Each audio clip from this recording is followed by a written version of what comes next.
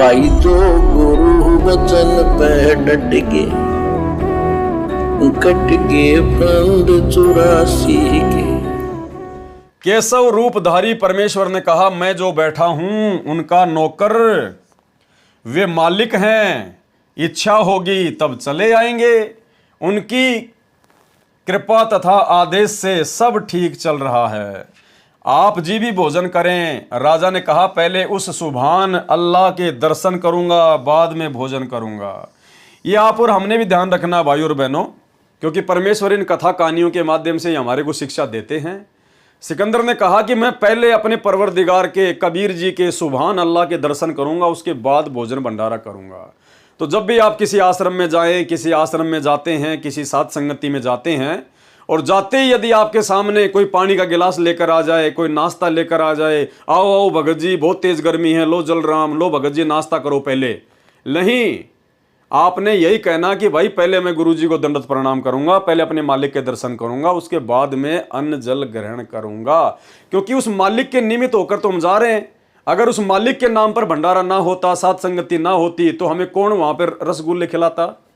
तो मेन कौन है? परमात्मा सतगुरु रामपाल जी भगवान, जिनके आदेश से, जिनकी मेहर से सब कुछ होता है। तो सबसे पहले हम अपने गुरुदेव भगवान के, जहां भी उनका दरबार लगा होता है, सबसे पहले उनको दंडवत प्रणाम करें, परमेश्वर जी का धन्यवाद करें कि परमेश्वर आपकी रजा से हम यहां तक पहुंच पाए हैं।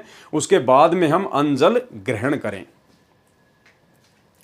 केशव रूपधारी परमेश्वर ने कहा, मैं जो बैठा हूं उनका नौकर, वे मालिक हैं, इच्छा होगी तब चले आएंगे।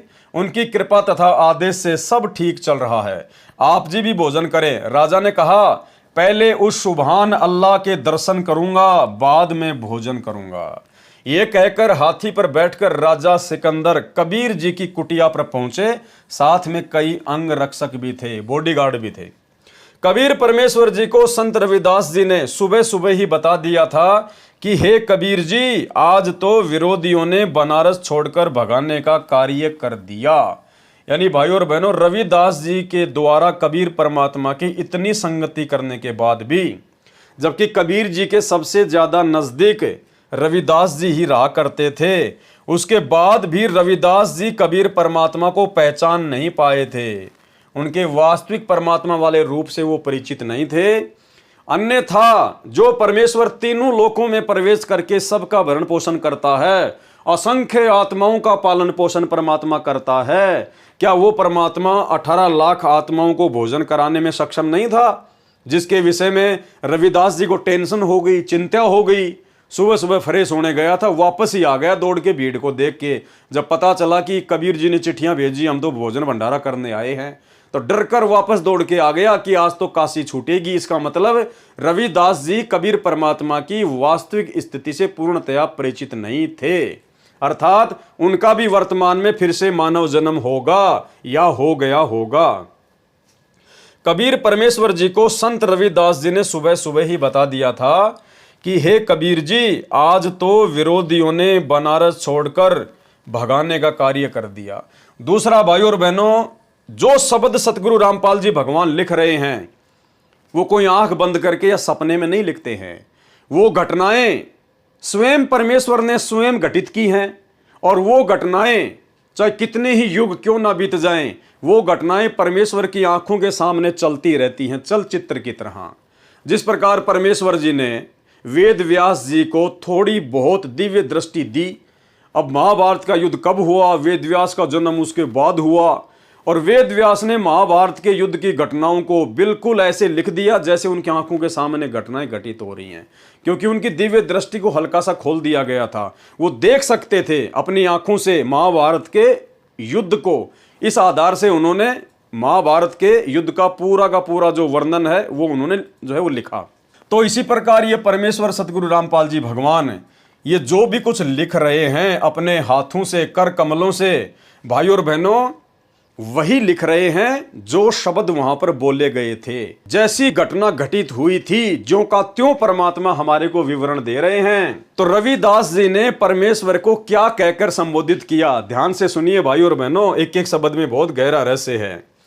कबीर परमेश्वर जी को संत रविदास जी ने सुबह ही बता दिया था कि हे कबीर जी, भाई वो उनके शिष्य थे, और शिष्य अपने गुरुजी से बातचीत करते समय गुरुजी का कभी नाम नहीं लेता। आप और हम कभी अपने गुरुजी का नाम लेकर उनसे बात नहीं कर सकते कि हे रामपाल जी, हे रामपाल जी, नहीं। उनके पीछे से उनकी महिमा में हम चाहे लाख बार उनका नाम लें, लेकिन जब गुरुजी से साक्षात्कार हो, आमना सामना हो, तो हम गुरुजी का नाम नहीं ले सकते, बल्कि हम गुरुदेव के उपमात्मक नाम से उनको संबोधित करेंगे। और उनके उपमात्मक नाम है हे परमेश्वर, हे परवरदिगार, हे हल्ला, हे मालिक, हे सारी सृष्टि के रचनहार, हे गुरुदेव भगवान, इस प्रकार से। लेकिन रविदास जी ने क्या कहा, हे कबीर जी, आज तो विरोधियों ने बनारस छोड़कर भगाने का कार्य कर दिया। आपके नाम से पत्र भेज रखे हैं और ऐसा ऐसा लिखा है, लगभग 18 लाख व्यक्ति, साधु संत लंगर खाने पहुंच चुके हैं। कबीर जी ने कहा कि मित्र आजा, बैठ जा। कबीर जी ने क्या कहा कि मित्र आजा, बैठ जा। अरे परमात्मा हमारा मित्र है, हम परमात्मा के मित्र नहीं हैं, हम तो उनके बच्चे हैं। परमात्मा हमारा मित्र समान है, परमात्मा हमारे सखे जैसा है, परमात्मा हमारे दोस्त के जैसा है, क्योंकि दोस्त वाले गुण भी परमात्मा में ही होते हैं।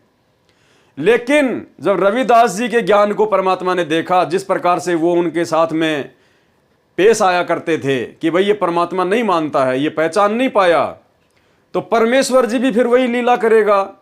भाई जैसा एक्शन वैसा ही रिएक्शन।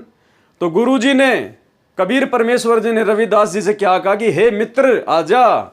अब गुरु जी आज हमें कहें कि हे मित्र आजा, तो हमें अच्छा सा नहीं लगेगा। गुरु जी हमें कहें कि बेटा आजा, तो बड़ा आनंद आएगा। मित्र होता है बराबर वाले के लिए संबोधित किया जाता है, बराबर वाले के लिए।